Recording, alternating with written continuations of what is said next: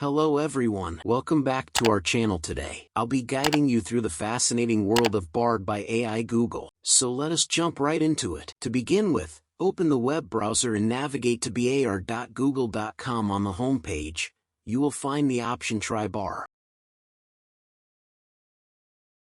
Move it in the lower right corner of the screen. Click on it to get started before diving in. Take a moment to read and agree the terms and conditions. Once you have agreed, tap on Continue to Pros.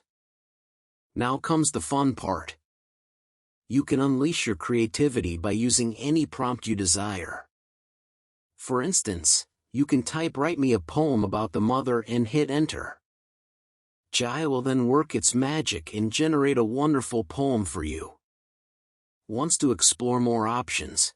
Click on the arrow and you will find drops about the form where you can choose the ones that resonate with you the most with Bard by AI Google. The possibilities are endless and you can enjoy an immersive experience in the world of created AI that suit. I hope this video was helpful to you. See you in the next one.